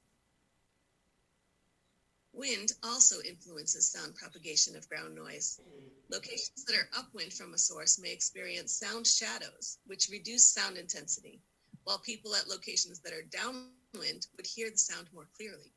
The differences on either side of the noise source can vary by as much as 20 decibels due to wind effects. Part of the study of acoustics focuses on how people experience the sound energy. People characterize sounds by both the loudness, the magnitude of the sound waves, and by the pitch, the frequency of the sound waves. The graph on this slide has frequency on the horizontal axis and relative loudness on the y-axis. The three curves show different weighting schemes. The red curve represents the A-weighted sound. We use A weighting for all environmental noise analysis in the United States because it matches closely with how humans perceive loudness in our everyday environment. The frequencies between 1,000 and 6,000 hertz are accentuated slightly because that's where our hearing is most acute. Human speech falls in that frequency range. The lowest frequency sounds, think whale noise or lower, are de-emphasized. The lower the frequency, the more the sound energy is discounted. The highest frequency sound energy, think dog whistles, is also discounted in the A weighting. This is not to say that we do not hear low and high frequency sounds, but that we do not hear them as well as sounds in our speech frequencies. The FAA's Neighborhood Environmental Survey reconfirmed that annoyance tracks with A-weighted decibels. Sound levels fluctuate over time. The graphics on this slide all illustrate the same noise event that occurred within a 30-second time frame when an aircraft was flying over the sound level meter. We will use these graphs to explain three different single event noise metrics, starting with the most intuitive. The graph on the far left indicates that the sound level reached a peak of 102.5 A-weighted decibels, which we abbreviate as dB or dBA. That peak is labeled Lmax. Referring to the noise event by its maximum level is naturally and easily understood.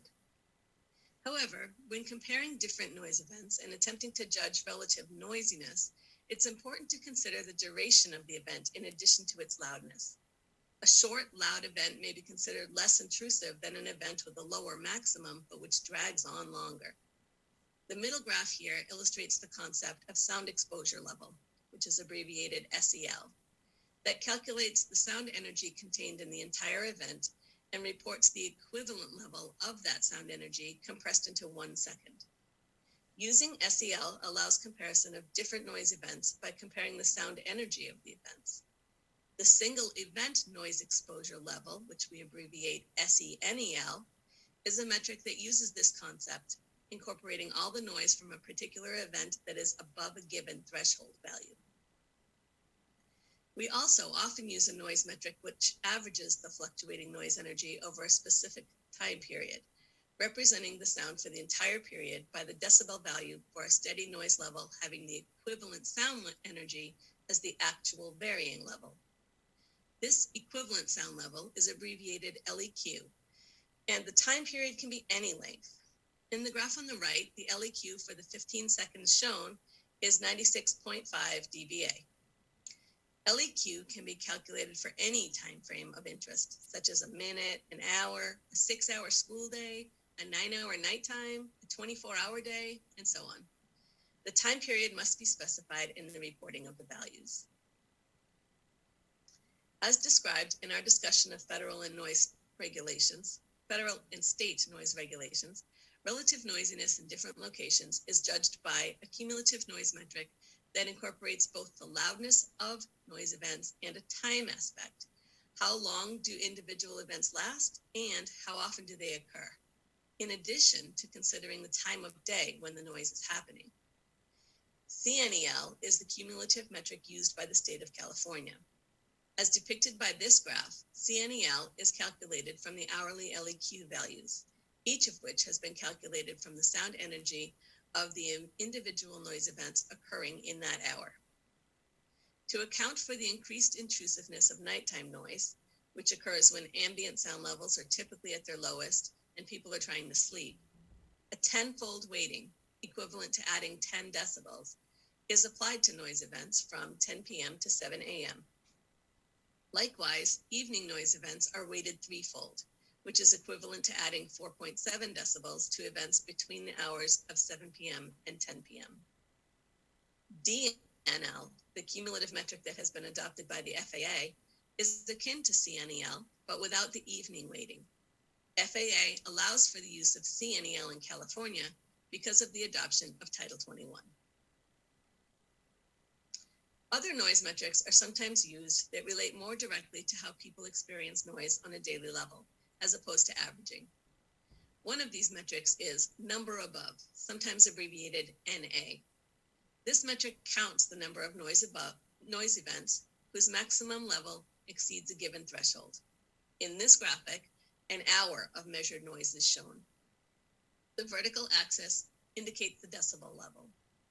The number of events above 80 decibels, the blue line, is 1. The number of events above 70 decibels, the green line, is 3. And the number above 60 decibels is 6. A time above metric is also easily understood. For any given threshold, the number of seconds that the measured noise level is over the threshold is the TA value. TA can be expressed in any units of time, such as hours, minutes, or seconds. Community members often ask about noise measurements, especially in comparison to the computer-calculated noise values that come from noise modeling. Measurements are useful for collecting data on actual noise occurring in the community at the specific locations where monitors are installed. The map on this slide shows where the permanent monitors around SFO are placed. The monitors collect data on all sound from both aircraft noise sources and non-aircraft noise sources. When the system can correlate a noise event with an aircraft operation, the aircraft noise can be separated out, but the identification of aircraft noise from community noise is not always accurate. Certain SFO noise monitors provide measurement data that is used to validate the extent of the computer-generated noise contours, specifically the 65 CNEL contour, as stipulated by Title 21. Noise modeling calculates noise levels at thousands of evenly spaced grid points over the entire airport study area, far more points than the 20-odd measurement locations. The model calculates the noise contribution of every modeled aircraft operation. Modeling can generate past noise levels for comparison to measurement data, and modeling can also be used to predict future noise levels, given forecast scenarios of aircraft operations. FAA requires that modeling be used to determine noise contour lines, which in turn are the basis for federally funded noise mitigation programs addressing land use compatibility. It is vitally important to understand the difference between land use compatibility, which is addressed via Title 21 in Part 150, using the 65 CNEL contours, and community annoyance, which is difficult to quantify. Community annoyance is not fully addressed through land.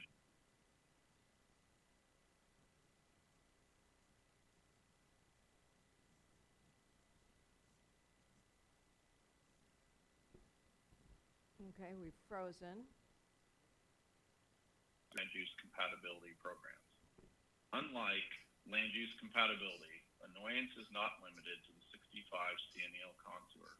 This fact is confirmed through the FAA Neighborhood Environmental Survey that showed that up to 40% of the population is annoyed at levels lower than 65 CNEL. It is also important to know that there are currently no regulations, federal or state, that address community annoyance with aircraft noise. The regulations address land use compatibility.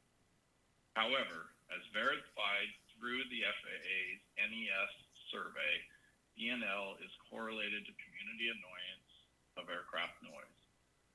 This can be assumed to apply to CNEL, as those two noise metrics are calculated similarly. One of the noise mitigation measures for incompatible land uses that is provided through Part 150 and Title 21 is sound insulation.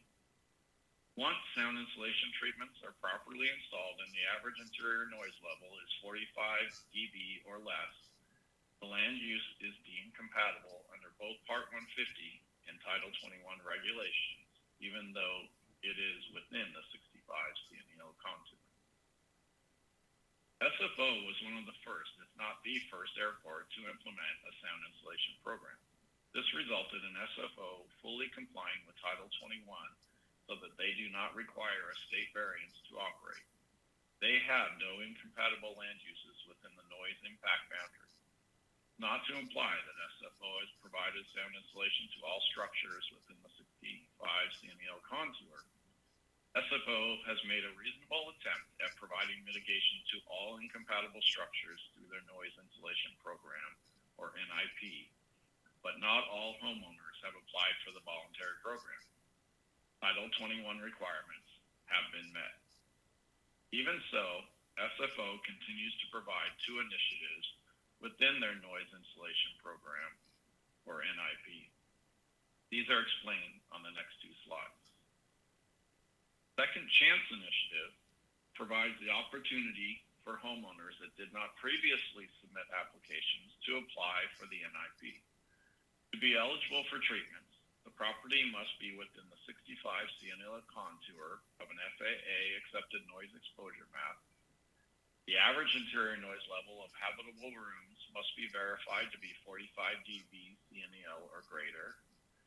The structure must have been built prior to October 1st, 1998, and the property owner must not have accepted noise insulation or an easement in previous NIP phases. The Replacement Initiative provides for the opportunity for eligible property owners to apply for replacement treatments to address deficiencies of those treatments that were previously installed to make the property compatible with aircraft noise. SFO must determine that there are deficiencies in the previously installed treatments for structures to be eligible for this initiative. If current deficiencies are a result of accidents or improper maintenance, they are not eligible for the replacement initiative. In the final topic on aviation noise fundamentals, I want to briefly address the need for a balance of aircraft noise management techniques, such as those in operation at SFO. Airport noise offices strive to maintain an equilibrium that allows for the continued safe operation of the airport while minimizing adverse effects of aircraft noise. In addition, the noise office addresses community concerns, explains the function and operation of the airport, and is a resource for media relations. This is accomplished successfully through collaboration, transparency, and responsiveness.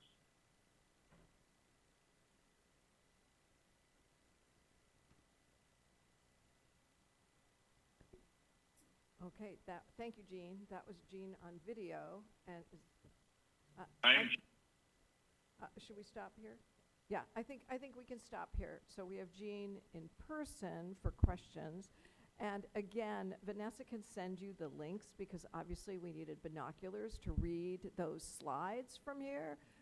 They were so dense we couldn't get a lot of the information. So you may just want to go over these at home at your leisure. And be able to absorb the information a little better. But it is getting late. Do we have any questions for Jean, or do you, he comes to every meeting, does he not? Or would you rather absorb this at home and ask your questions at the next meeting, or a little of each? Yes, Patrick.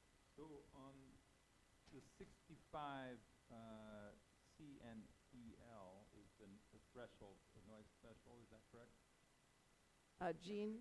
Did you get that question? Yeah, so the 65 CNEL is the threshold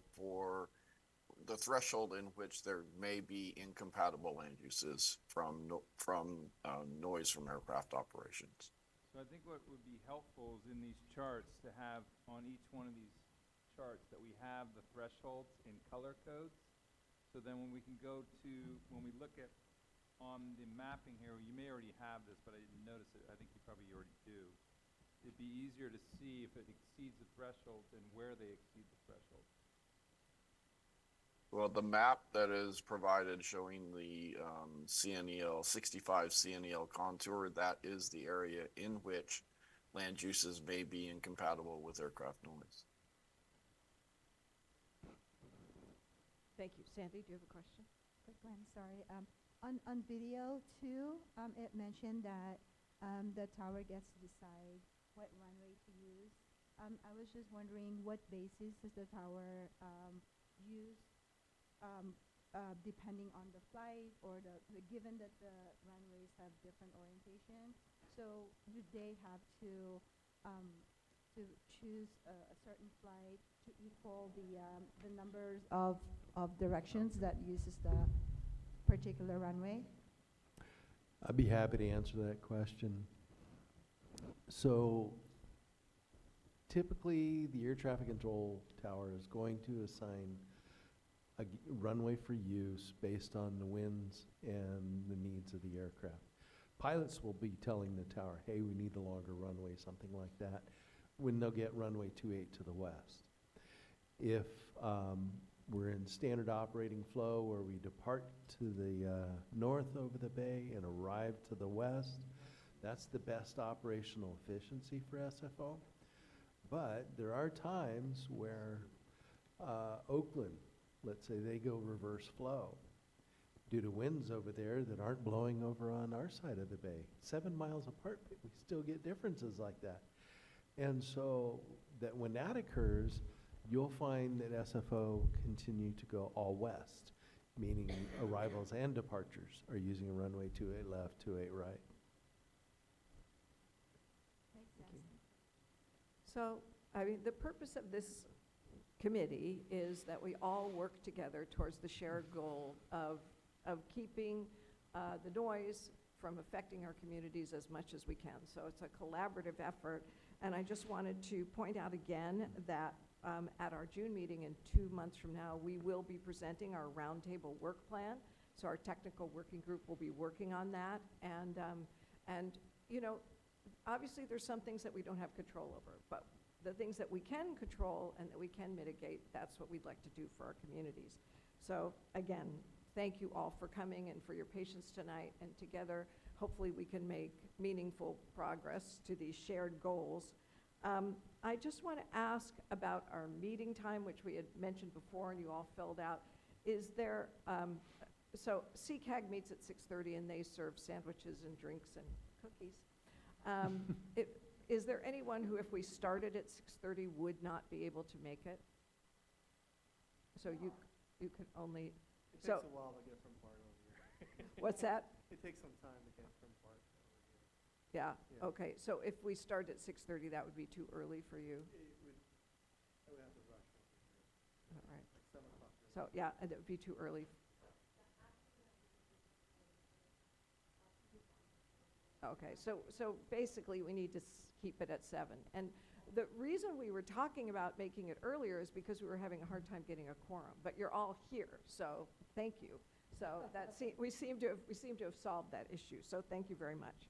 So does any member of the roundtable have any updates they need to share? Yes. I have one more question. Yeah. Actually, update. Oh. So my question is about the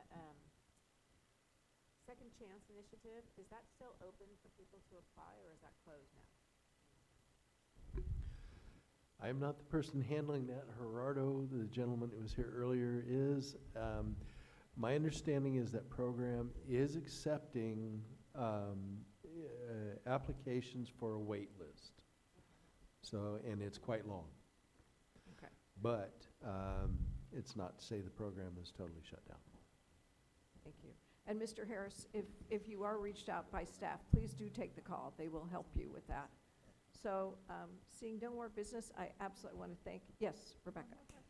So do aircraft have a requirement not to go below a certain level, or is I know the answer to this, but I'm going to give it to Bert.